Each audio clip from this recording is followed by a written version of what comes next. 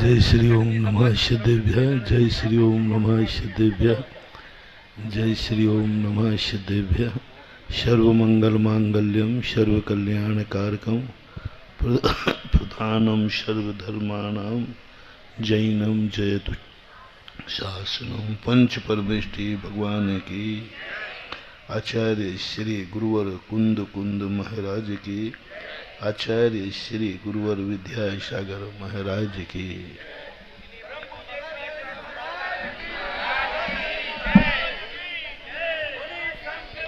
जय। प्रत्येक वस्तु के दो स्वभाव है। स्वयं उपादान रूप से शक्ति को अस्तित्व रूप में बनाए रखना। दूसरा स्वभाव है उस शक्ति को निमित्त शक्ति के माध्यम से उद्घाटित करना। दो शक्तियों में से एक भी शक्ति द्रोहित होती है तो फिर वह कोई कार्य संपादित नहीं होता। सर्वज्ञ भगवान ने हमेशा अपने भक्तों को एक ही बात कहा, उपादान तो तुम्हारे अंदर सदा विद्यमान है, लेकिन जिस निमित्त से तुम्हारी शक्तियां जागती हैं वो तुम्हारा नहीं है, पराया है, पर रूप है। अपने आप को अनुकूल बना लेना तो फिर भी सरल है, लेकिन पर पदार्थ हमारे अनुकूल बन जाए ये बहुत कठिन है। सबसे बड़ी साधना, सबसे बड़ी भक्ति यही है कि जिन निमित्त से हमारे उपादान की शक्तियों की खजाना खुलता है, उन निमित्तों को अपने अनुकूल बना लेना। और ये निश्चित है, वे जो निमित्त शक्तियां हैं उनका एक नेचर होता है, वो किसी के अनुकूल बनते नहीं। तीन विचित्र बातें आ गई सामने। हमें जब तक हमारे निमित्त हमारे अनुकूल नहीं बनेंगे, हमारी उपादान की शक्तियां हमें कभी उपयोग के योग नहीं हो पाएंगे। और निमित्त अपने आप में नेचर है उनका, वे कभी किसी के अनुकूल बनते नहीं, वे किसी के अनुकूल चलते नहीं। अब ये कैसे करें? जिन निमित्तों को मैं अनुकूल बनाना चाहता हूं वे कभी अनुकूल बनेंगे नहीं, वो दृढ़ संकल्पित है। यही उनकी साधना है, तपस्या है। सच्चा निमित्त यही है जो कभी किसी के अनुकूल न बने, किसी के अनुकूल नहीं बने। पूरी ताकत लगाए, पूरी शक्ति लगाए, जो जिस रूप में निमित्त है उसे संकल्प करे, मैं किसी के अनुकूल नहीं बनूंगा, क्योंकि हर निमित्त अपने आप में स्वयं उपादान है। अब ये जो विपरीत दो परिस्थितियां प्रकृति ने निश्चित की हैं, एक तो हमसे कह दिया निमित्त को अनुकूल बनाओ तभी तुम्हारी शक्तियां, तभी तुम्हारा बुझा हुआ दीपक जलेगा। उधर निमित्त में स्वभाव डाल दिया कि तुम कभी किसी के अनुकूल नहीं बनना। अब सारे रास्ते बिल्कुल बंद हैं। अपन विगत 3-4 दिनों की से बात सोच रहे हैं, समझने का प्रयास कर रहे हैं। हम भी इस बात पर संकल्पित हो जाए कि हम निमित्त को कभी अनुकूल नहीं बनाएंगे। ऐसा क्यों कह रहे हैं आप? क्योंकि वो अनुकूल होगा ही नहीं। अपन क्यों बेफालतू सिर से पहाड़ फोड़ा? जब अपन को, ज्ञानी को पता चल गया कि निमित्त कभी मेरे अनुकूल होगा नहीं, तो अपनी तरफ से घोषणा होना चाहिए, मैं नियम लेता हूं कभी निमित्त को अपने अनुकूल नहीं बनाऊंगा। घोषणा की नहीं आपने जोर से, मैंने तो कर दी, क्योंकि तुम बढ़िया आदमी हो, जल्दी नहीं करोगे। तुम कहोगे निमित्त को मैं अपने अनुकूल नहीं बनाऊंगा तो फिर मेरा दीपक जलेगा कैसे? भगवान, गुरु, धर्म आदि ये सब निमित्त तो हैं। आपका काम जब बनेगा जब मैं तुम्हारे, हम साधु लोग तुम्हारे अनुकूल हों, और हमारा नियम लिया है मैं कभी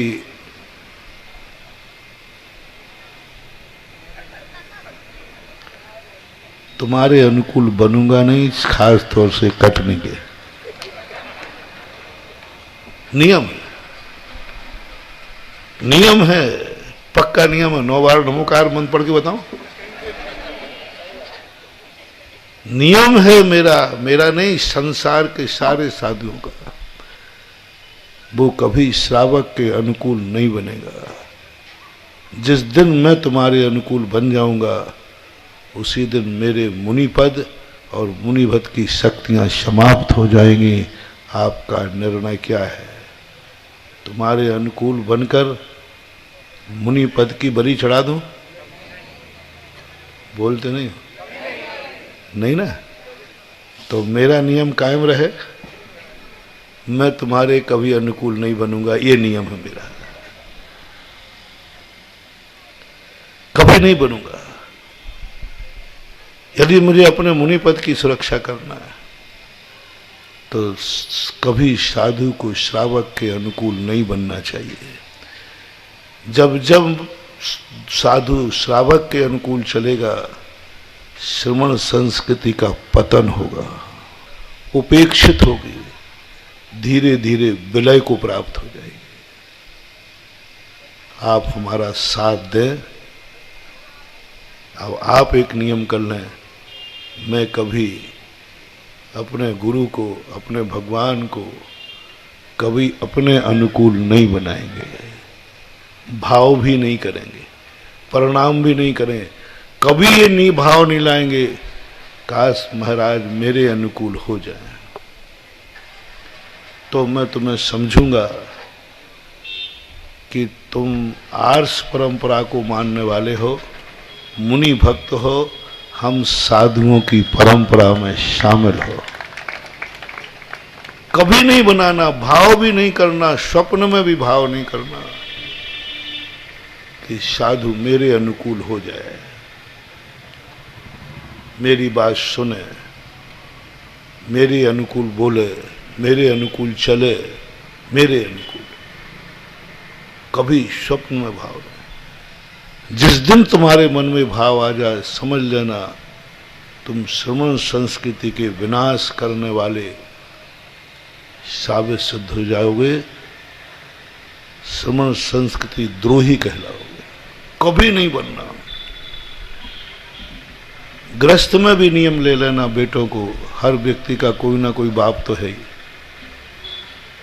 कभी पिता को अपने अनुकूल नहीं बनाना। और ये भी नियम है, पिता के अनुकूल बिना हुए तुम्हारा कार्य होने वाला नहीं है, होगा ही नहीं, असंभव। लेकिन मैं तुम्हें नियम देने की बात सोच रहा हूं, कभी अपने पिता को अपने अनुकूल नहीं बनाना। गार्जियन ले लो, विस्तार कर दो इसका। जो जो तुमसे बड़े हैं, जिनसे तुम्हें कुछ लेना है, जिनसे तुम्हें कुछ मिला है, जिनसे तुम्हें कुछ मिलेगा, मिला है, मिल रहा है, मिलेगा, किंचित मात्र, वो आशीर्वाद भी क्यों ना हो, वो धन दौलत भी क्यों ना हो, वो सहयोग भी क्यों ना हो, कुछ भी मिला है, किंचित मात्र भी, जिनसे मिला था, मिल रहा है, मिलेगा, उनको हम कभी अपने अनुकूल नहीं बनाएंगे। ये बात का नियम पक्का रखना। मैं तो पक्का रखूंगा, मैं कभी श्रावक के अनुकूल नहीं होऊंगा। और उसमें कह दिया कटने वालों से, अब ये दो विरोधी रास्ते का एक रास्ता जो 4 दिन के प्रवचनों का उपसंहार जैसा करता हुआ, उपसंहार तो नहीं करूंगा क्योंकि मैं कटनी से जा ही नहीं रहा हूं।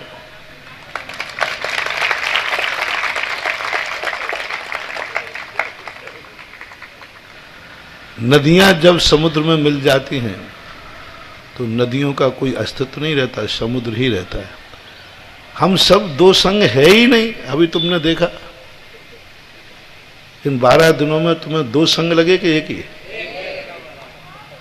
जब हम पूज्य गुरुदेव के सामने कुंडलपुर में हम लोग सब थे, हम लोगों के कम से कम 50 संग तो होंगे, 90 संग, 90 संग बता रहे महाराज, 90 संग।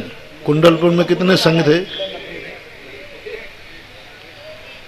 ये हमारे पूज्य गुरुदेव का शंखनाद है कि हमारी ध्वजा एक थी, एक है और एक ही रहेगी। एक संग था पूज्य गुरुदेव विद्यासागर महाराज। गुरु से, साधर्मी से कभी अलहदा नहीं हुआ जाता, अलविदा होते हैं। अलहदा और अलविदा में क्या अंतर है? अलविदा का अर्थ है आवश्यकताओं की पूर्ति के लिए यहां वहां जाते हैं, और अलविदा का अर्थ है अलहदा। अलहदा का अर्थ है तुम लोग बाप से अलहदा होते, बंटवारा कर लेते हो, है ना। पूज्य गुरुदेव से हमने एक बार कहा था रामटेक में, या और उसके पहले कहा था कि महाराज जी आप हम लोगों को अलग भेज रहे हो, ऐसा क्यों कर रहे हो? अलग कर रहे हो, ऐसा क्यों कर रहे हो? आचार्य ने कहा मैं तो नहीं कर रहा हूं, अब तू अलग हो रहा तो तेरी मर्जी, मैं तो नहीं भेजा। मैंने कहा नहीं, मैं तो अलग होने नहीं चाहता। अभी महाराज जी का बोले मैं अलग नहीं कर रहा हूं।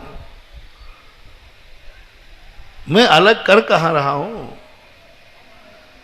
मैं क्या करूं? मेरा व्यापार इतना बढ़ गया तो अलग अलग स्थानों अपने ऑफिस खोल रहा हूं, बंजी करने भेज रहा हूं। ये तो मेरी शाखाएं हैं। मेन हेडक्वार्टर तो पतंग कितनी ही ऊंची उड़ जाए, डोर गुरु के हाथ में होना चाहिए तो पचन अलहदा नहीं कहलाती है। अपने पास से अलविदा, डोरी कहाँ है?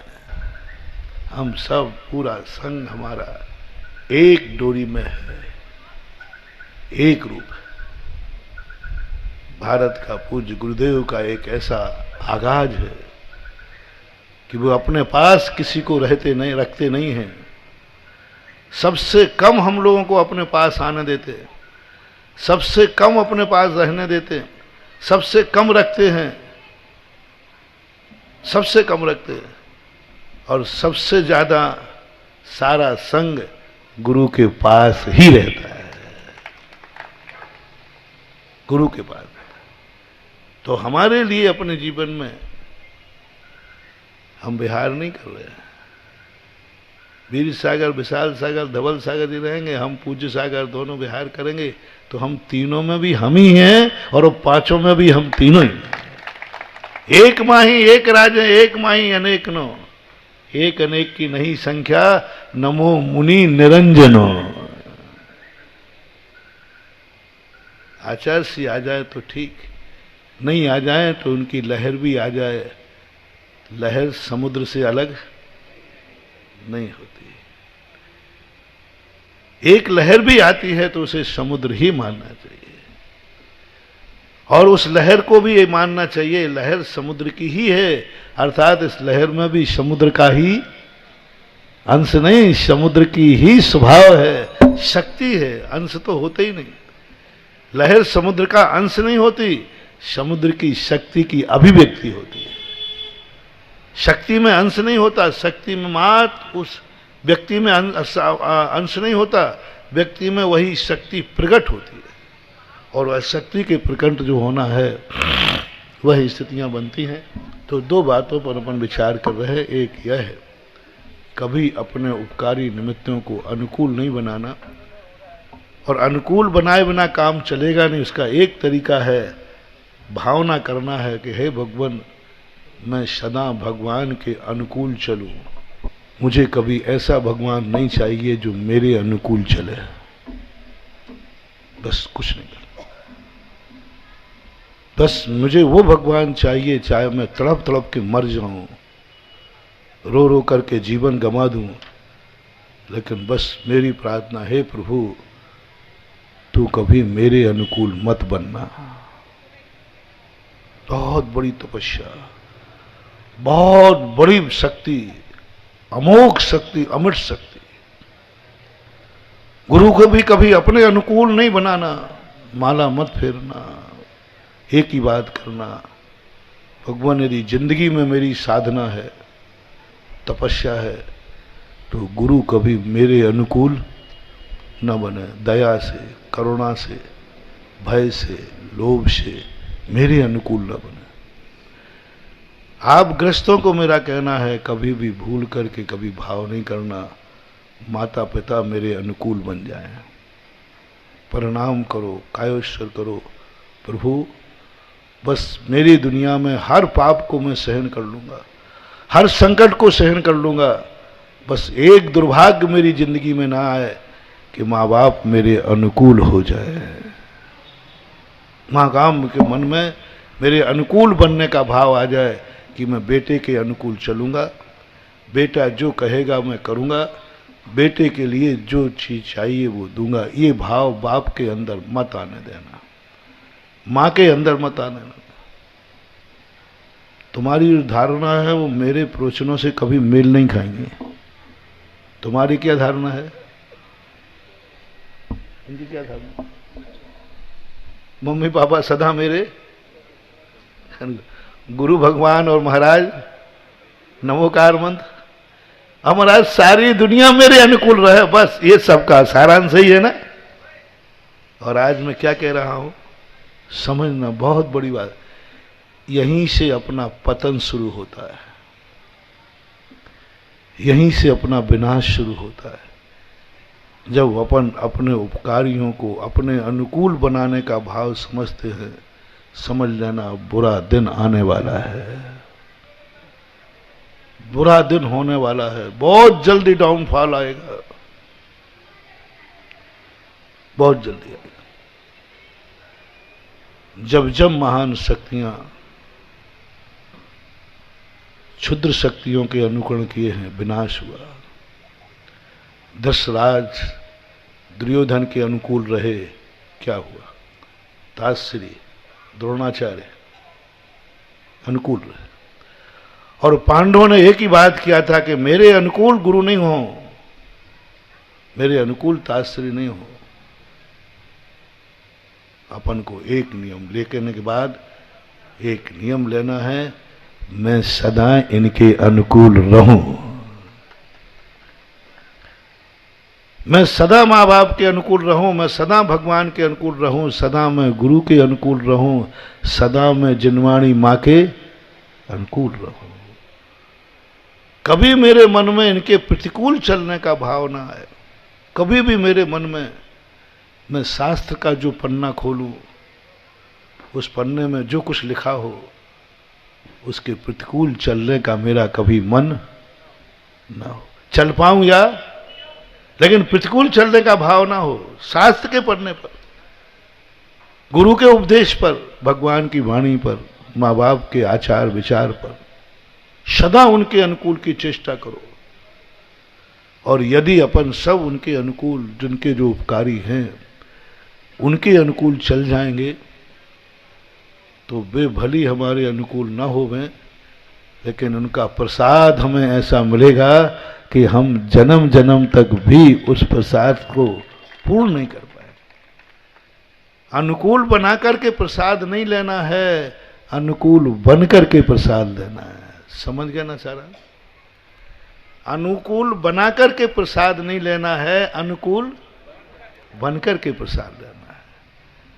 अनुकूल बन करके यदि राज्य ले लोगे वो दुर्योधन का राज्य कहलाएगा, और अनुकूल बनकर के राज्य लोगे वो श्री राम का राज्य कहलाएगा। आशीर्वाद ले लो, राज्य ले लो, प्रसाद ले लो, कृपा ले लो, ये सारी स्थितियां। और दूसरा बात है कि अपनों से कभी अलग नहीं होना, अपनों से कभी अलग नहीं होना। अब महाराज लोग हमें अलग कर रहे हो तो मुझे पता नहीं, मैं तो कभी खास तौर से इन तीनों महाराजों से अभी तक के इतने सालों में मैं किसी अनुज महाराजों के साथ अलग संग होकर के भी सबसे ज्यादा इन्हीं तीनों के साथ रहा, सबसे ज्यादा। हमारे संग के बहुत अनुज हैं, बहुत मिलते हैं, बहुत कई बार, लेकिन इतना लंबा समय 3-3 बार अभी महाराज लोगों ने बताया, बागड़ में, राजस्थान में, यहाँ। और मेरा तो मन है कि यह पांचों की जोड़ी सिद्धालय तक भी ऐसे ही रहे, और सिद्धालय में फिर अलग होने का मिलो तो ऐसे मिलो कि जुदा ना होना पड़े, और जुदाई होना है तो फिर मिलने का कोई विकल्प। मिलो, जब मिल जाता है कोई व्यक्ति, और मिलने के बाद आचार विचार, हमारे गुरु महाराज कहते हैं हमेशा, चित्त मिले तो चेला कीजिए, वित्त मिले तो मेला, साधु मिले तो संगत कीजिए, नहीं तो रहे अकेला। चित्त मिले तो संगति, चेले का शिष्य नहीं, मित्र, सब ले लो, सब तो उपलक्षण है। तो चित्त मिले तो संगति कीजिए। हम सबके ऐसे चित्त मिले हैं, कभी लगते ही नहीं कि हम दो संग हैं, एकदम एक विचार, एक आचार। और आपसे कहता हूं, वित्त मिले तो मेला कीजिए। कटनी में रह रहे हो और चेतनोदय तीर्थ बना रहे हो, अब यहां मेला लगने वाला है। महाराज ने पहले ही कह दिया, वीर सागर महाराज ने पहले कहा, यहां मेला लगेगा, मेला लगेगा, और मेला लगेगा कटनी वालों, वित्त मिले तो मेला कीजिए। वित्त मिले तो, अब मेला लगाना है तो वित्त कहां है बताओ? अभी 24 में से 9 ही हुए हैं रे, 24 के बाद मेला लगना है, पहले 24 में तो वित्त आपका लगना है। वित्त मिले तो मेला कीजिए। वित्त है तो मेला है, और वित्त नहीं है तो मेला करने गए थे, जेब में कितने बोले कचौरी, काय का मेला है? मेले का अर्थ है कि कुछ जेब से खर्च करना। कटनी को यदि मेला बनाना है, कटनी को सारे भारत का बनाना है, शिखर जी जाने वाला कटनी में चेतनोदय पर धोख दे के जाए, ये बनाना है। इस मेले का आनंद तुम्हें लेना है, इस मेले का आनंद बच्चों को दिलाना है, तो वित्त पहले तो मेला कीजिए। हर व्यक्ति को अब वित्त जोड़ना शुरू करना है आज से। हालांकि 12 साल पहले से करना था, लेकिन तुमने किया नहीं। मैंने तो इसलिए 12 साल का मौका दिया था कि 12 साल में तुम कमा, 10 साल 12 साल जो 10 साल में कमा करके, अब की बार जब आऊंगा तो इतना कमा लोगे कि मैं बोलूंगा और तुम 24 जिनालय बना लोगे। लेकिन मेरा सोच गलत नहीं हो सकता। धवल सागर महाराज प्रमाण, मुनि महाराज कभी गलत बोलते हैं? बोलते, बोलो ना। और धवल सागर ने बोला है कि महाराज ने जो सोचा और बोला वही होता है। और मैंने सोचा है कि ये 10-12 साल में इतने समृद्ध हो जाएंगे, इतने कमा लेंगे, तो ये मेरा सोचना गलत निकला कि सही? तो जोर से बोलो एक बार और। इसका अर्थ है तुम्हारे पास वित्त तो है, लेकिन कंजूस की गांठ नहीं खुल रही है, ये सिद्ध हो गया। यानी 10 साल में तुम इतने समृद्ध तो हुए हो। कटनी 10 साल पर, यानी तुम सीधे से मुझे हिसाब बता दो, नहीं तो मेरा नेटवर्क तुम्हें मालूम है, नरेंद्र मोदी तक है, पर मैं उससे बही खाता निकलवाऊंगा। सन 2012 की हालत और आज 2022 की हालत में कटनी में सुधार है कि नहीं? झूठ बोल, कोई नहीं सुन रहा है तो फिर जय। तो फिर विचार करना चाहिए कि ये इस प्रकार की स्थितियों को सोचना चाहिए। और मिले तो वित्त मिले तो मेला कीजिए। मेला बनाना है तो वित्त का एक रूप करो, एक सदुपयोग करो। और अभी महाराज, मैंने कहा ना कि मैं नहीं जा रहा हूं, महाराज लोग हैं यानी मैं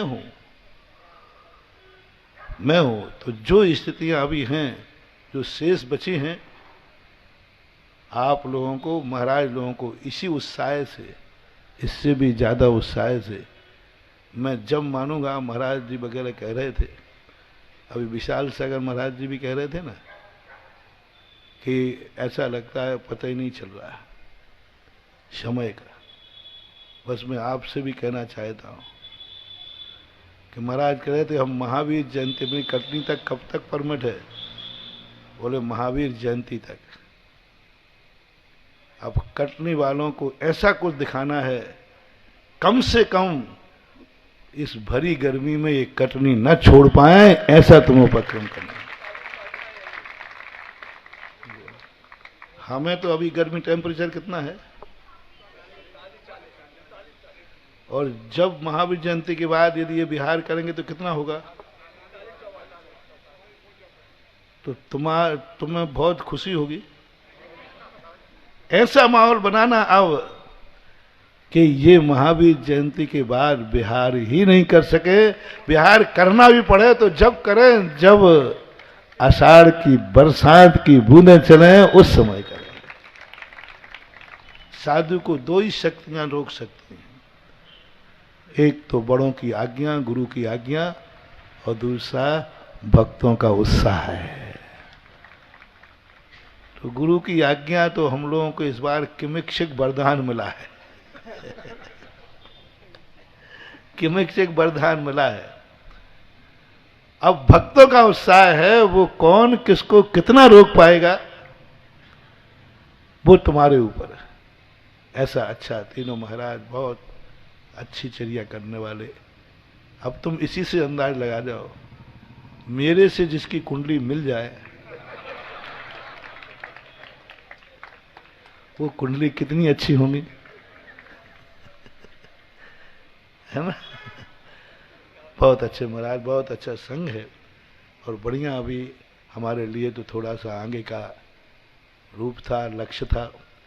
और ये भी मान लेना कि मैं भी आया हूं, तो जैसे महाराज ने संकेत किया था ना, हम सीधे पहले तो उधर से जाने का प्रयास किया, फिर सोचा कि चलो इधर से वो एक बाकल पड़ता ना, सगोनी, बहोरी बंद, वो रास्ता सही था। ये तो बड़ा चक्कर वाला रास्ता था।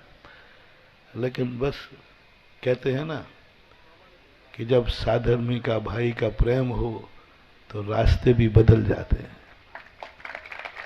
मैंने माला फेरी कि ये महाराज बड़गांव से खिसक जाए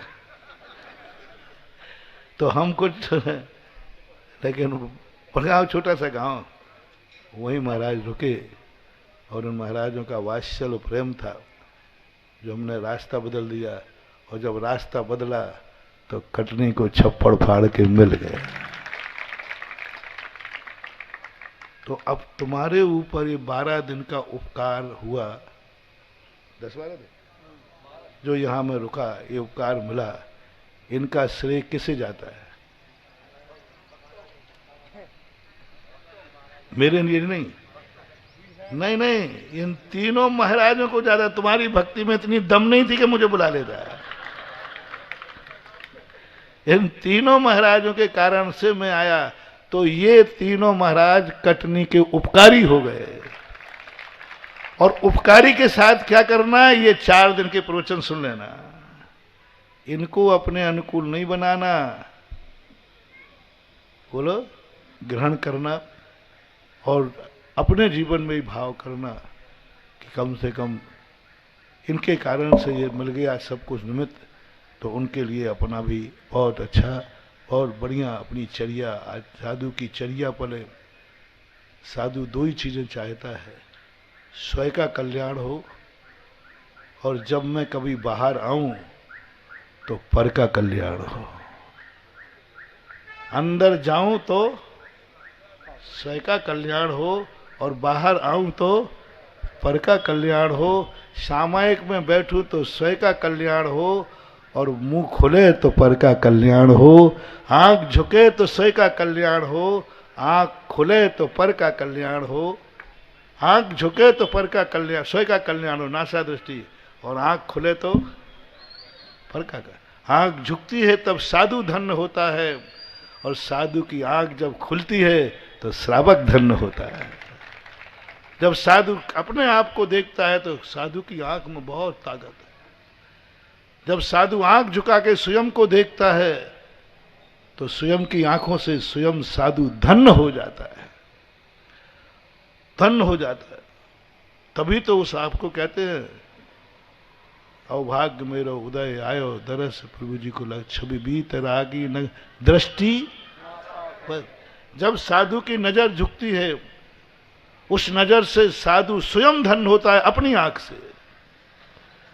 और जब साधु की आंख खुलती है तो जिस पे पड़ जाती है वो ऐसे ही धन्य हो जाता है जैसे गंधर्वी की आंख खुलने पर जिस पे पड़ जाए वो वज्र का हो जाता है। वैष्णव दर्शन में आया ना, आंख खुली नहीं थी, आंख बंद थी, तब तक गंधारी धन्य थी। और आंख खुलने पर क्या वरदान था कि आंख खुलते ही जिस पे पड़ेगी वो क्या हो जाएगा। बस साधु की यही ताकत होती है। साधु की आंख झुकी रहना पसंद करती है, लेकिन जब उठती है तो किसी ना किसी को वज्र का, अमर का और अमंगल को टालकर उसका मंगल कर देती है। तो ऐसी भावना साधु में होती है कि अपना स्वयं और पर दोनों एक दूसरे के पूरक होते हैं। उसी के कारण हमारे जैन साधु एक स्थान पर नहीं रुकते हैं, मठाधीश नहीं बनते हैं, चलते फिरते बने रहते हैं, क्योंकि साधु किसी तीर्थ का मोहताज नहीं होता है। साधु जहां जाता है वही तीर्थ हो जाता है। साधु को किसी तीर्थ की जरूरत नहीं है। ये तीर्थ जितने बना रहा हूं ये मेरे लिए नहीं है, ये तुम विचारों के लिए है। क्योंकि तुम जहां रुकते हो वहां तीर्थ भी गंदा होता है। जहां तुम रहते हो वो भूमि अपवित्र हो जाती है। इसलिए साधु अपनी उस पवित्रता से तीर्थ बना देता तुम्हें कि तुम जाकर के वहां कुछ कर सको। भाग्य मान करके कटनी का हर व्यक्ति एक तुम्हें पुरस्कार देता हूं। कटनी में रहने वाला हर व्यक्ति इस बात का आज संकल्प करे, मरने के पहले चैतन्योदय तीर्थ में कुछ ना कुछ स्मृति छोड़ के मरूंगा, और मरने के बाद दुनिया में देखूंगा कि मेरे बाजू में छेद था, वहां आज मेरी यह स्मृति है, और मैंने वह स्मृति छोड़ी है जिसे सारा जगत वंदना कर रहा है। दो ही चीजें, पूज्य बनो, पूज्य बनो, पूजा करो नहीं, ये तो पुराना नारा है। ये तो ललितपुर में एक नारा दिया था, उसके कारण से पूज्य सागर बन गए। इनको हमने कहा था, ये 91 की बात है, 93 की, इस शिविर में थे, मैंने कहा था पूज्य बनो या पूजा करो। और जब पूज्य की वो पूजा की विधि बनाई तो इन्होंने कहा महाराज जी मैं पूजा के झंझट में तो नहीं पड़ूंगा। और पूज्य बन गए, और इनके भाग्य देखो, पूज्य बने और नाम भी पूज्य सागर नाम बन गया। अब मैं दूसरा परिवर्तन कर दिया यहां आकर के, पूज्य बनो, पूजा करो नहीं, पूज्य बनो या पूज्य बनाओ। पूज्य बनो, जैसे पूज्य सागर बने। कौन बन रहा है देख लो। कटनी की ओर ये भाग राम राम राम राम राम। अब एक बात बची, दो में से एक करना है, तीसरा मत पूछना, तीसरा तो तीये की बैठक है। पूज्य बनो या कुछ ऐसा करके जाओ जिसकी सारी जगत पूजा करे। सारा जगत, मुनिराज न बन पाओ तो ऐसा कुछ बनाओ जहां मुनिराज भी पूजा करे, नमस्ते करे।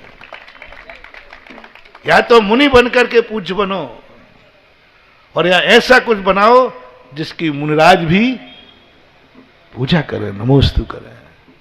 कौन सी शक्ति ऐसी जहां तुम्हारे गुरु झुक जाएंगे? क्या तुम जिंदगी में कर सकते हो जहां मुनिराज भी नमोस्तु करेंगे? मकान को, हवेली को? कुछ नहीं। वो भी तुम्हारी मेहनत से बना है मकान, फैक्ट्री भी तुम्हारी मेहनत से बनी है, और मंदिर भी, सब चीजें तुम्हारी मेहनत से बनी है। उनमें एक चीज ऐसी है, करोगे तुम और नमस्कार करेंगे तुम्हारे महाराज गुरु। गुरु नमस्कार करते, चैत्य को और चैत्यालय को। दूर से मंदिर देखकर मुनिराज की पीछे उठ जाती है, चैत्यालय की वंदना करते, हम लोग करते, शिखर दिखते ही चैत्यालय की वंदना करते। तो ऐसी स्थिति के लिए, तो ऐसी पूज्यता का स्तंभ कटनी वालों को एक भाग्य मिला। कुंडलपुर थोड़ा सा दूर था, तुम लोग कह देते महाराज वो तो दमोह जिले में, हम जिला बदल। हाँ, तुम लोगों में बहुत जल्दी रेखाएं खींचती है। तुम तो बाप के मकान में 2 रेखाएं खींच देते हो। ये इस भाई का और ये रेखा खींचने में ग्रस्त कैसा है, बोल दो ना। नंबर चैंपियन है, तुरंत खींचा। ये मेरा, ये तेरा, ये मेरी गोट, ये मेरा मंदिर, बोल दो ना। ये तेरा मंदिर, ये मेरा नहीं है, मेरे अंडर में नहीं आता। रे जिनेन देव तो एक ही है, जिनेन देव तो एक ही है। समय हो रहा है, एक स्थान का बंधु संगठन की बात कह रहा हूं। एक पालकी में 2 भगवान निकल रहे थे, शुरू की बात थी। एक व्यक्ति नरियल लेके आया, उसमें 100 रुपया भी रखे थे। तो हम लोग आगे चलते रथ के, तो मेरे सामने आया। तो मैंने कही नरियल तो मुझे मिल सकता है, लेकिन ये 100 रुपया रखे हैं, ये क्या मुझे देगा? तो मैंने तैयारी करी, मुझे देगा तो मैं उसको अच्छी खबर लूंगा। तुझे शर्म नहीं आती महाराज को रुपया देते समय? क्योंकि रुपया रखे हैं तो कुछ ना कुछ तो किसी को तो होगा। तो मैंने कहा मेरे सामने आ रहा है तो मुझे ही पकड़ाएगा। तो मैंने कि मैं इसको अच्छे जम की खड़ी खोटी सुनाऊंगा कि महाराज को रुपया देगा। पर उसने हमें धोख तो दिया, आरती उतारी, ना नरियल चढ़ाया और ना रुपया दिया। मैंने कहा ये तो ले गया पट्टा। फिर पीछे पालकी थी भगवान की, तो मैं बड़ी गौर से देख रहा। मैंने कि भगवान को बोले कोई बात नहीं, वो मेरा बाप है, मैं उसका बेटा हूं, संपत्ति तो लौट के। क्योंकि मुनिराज जिनेन देव के लघुनंदन कहलाते। पंडित बनारसी दास ने कहा केली करें शिव मारग में जग माही जिनेश्वर के लघुनंदन बेटे। लेकिन वहां भी उसने यूं किया, नमोस्तु भी ढंग से किया वहां पर। मैंने कि भगवान आप भी गए। अब मैंने उसका और उसकी थाली का पीछा किया दृष्टि से। मैंने कहा ये क्या करेगा? पीछे वाली पालकी जा रही थी, वहां जाके उसने पहले नरियल चढ़ाया, फिर 100 का नोट था वो वहां दिया। कोई पालकी के साथ लोग चल रहे थे तो उन्होंने नोट किया और ने ले लिया। मैंने कि उस पालकी के भगवान को मिल गया नरियल भी और धोख भी साष्टांग दिया। अब मैंने कहा कि इन दोनों, हमारे में तो अंतर है। मैं तो समझ गया कि मेरे भगवान में अंतर है, अपन को नहीं मिला तो कोई गम नहीं है, लेकिन इन दोनों भगवानों में क्या अंतर है? मैंने आगे वाले भगवान से पूछा भगवान आप में क्या खोट थी जो आपको नहीं मिला?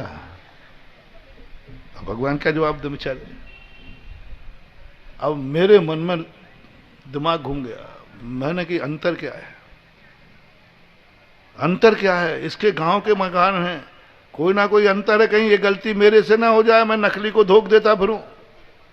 और मैंने तो दोनों को बराबर नमस्ते किया। अब मुझे जब गैस बनती है तो फिर वो बहुत जोर से बनती है, फिर मैंने उसी जुलूस में उसको बुलाया, मैंने भैया तू इधर आया, मेरी शंका का समाधान कर। मैंने कि भैया ये बता दे, और दोनों में कौन कौन से भगवान? दोनों में भाग से शांतिनाथ भगवान की मूर्ति, दोनों एक ही शांति, और काकताली न्याय से दोनों एक ही महाराज की प्रतिष्ठित थी, एक ही सन की थी। सब कुछ मैंने पता किया।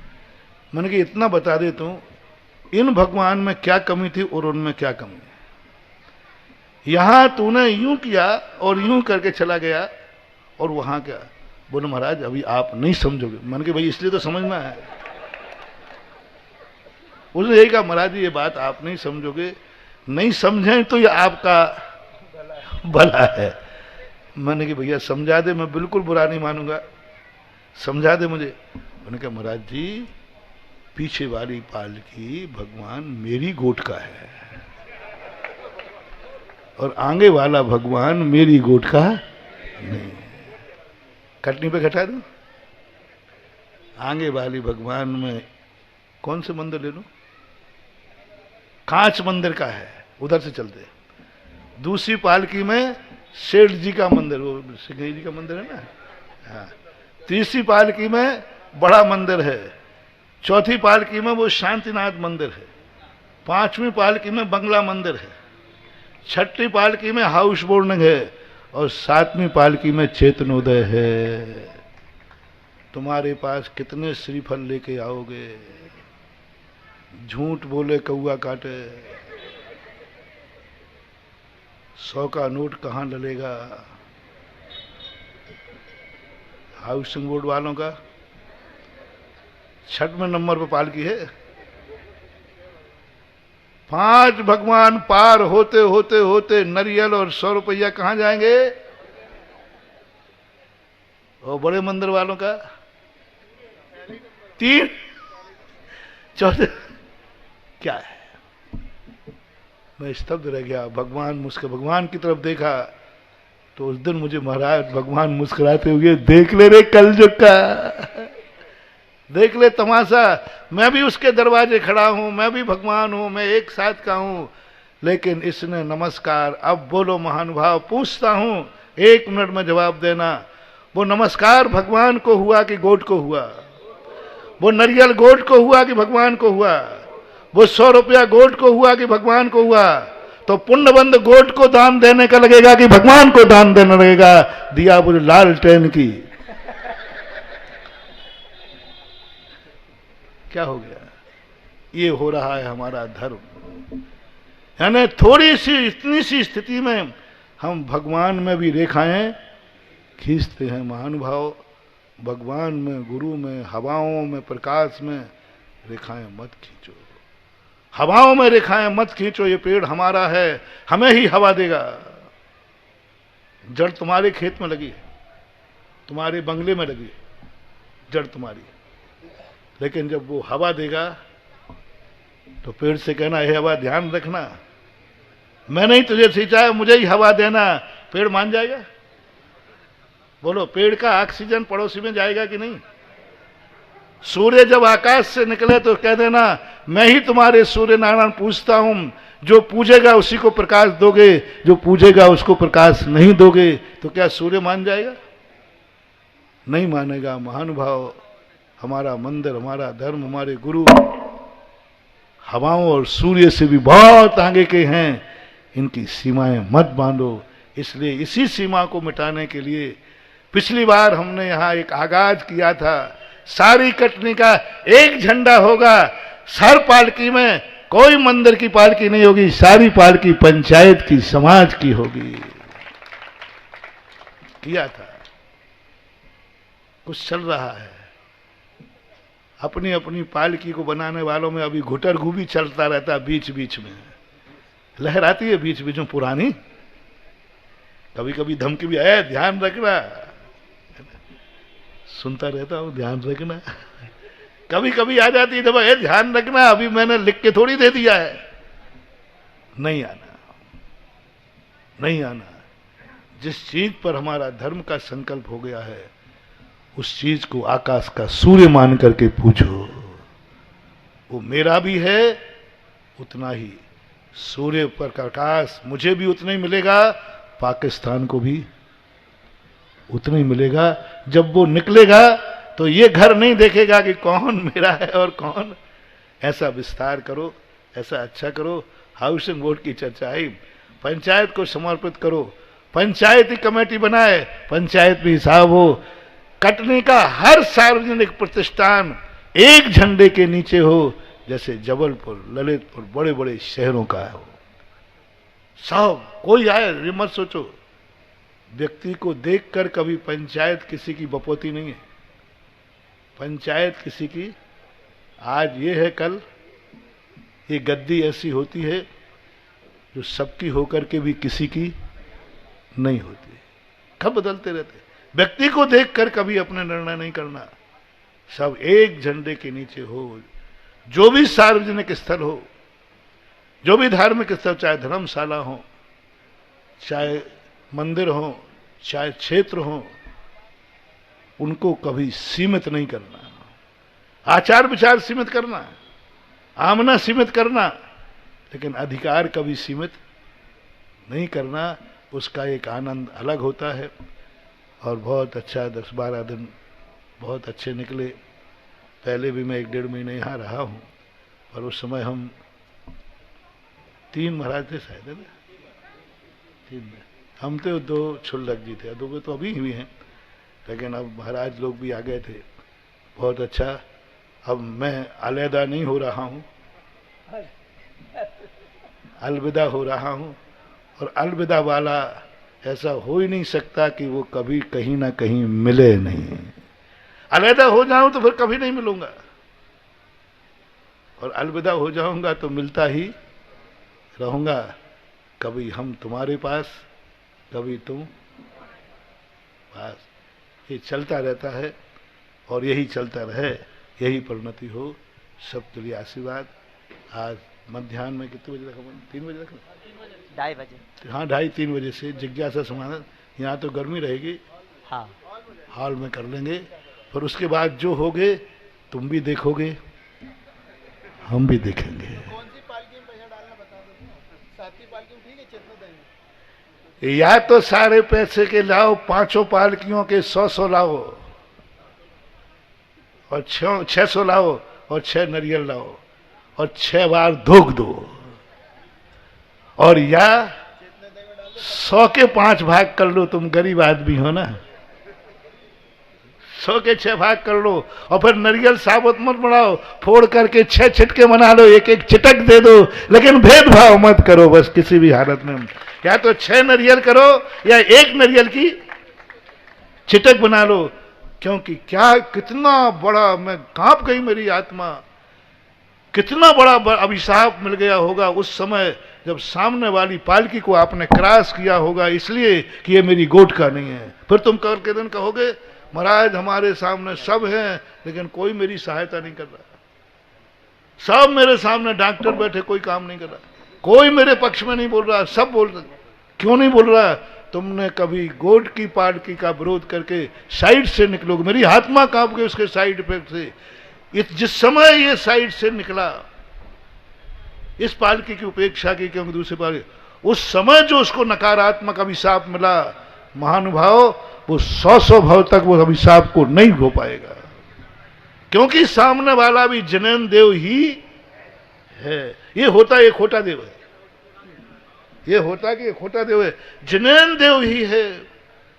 और मात्र गोट के मोह के कारण हम भगवान के बाजू से निकल गए। ये गलती कभी मत करना महानुभाव। मेरा दुश्मन भी है तो भी कभी मंदिरों को, भगवान को, अपनी पार्टी, अपनी गोट, अपने पदों से मत बांटना।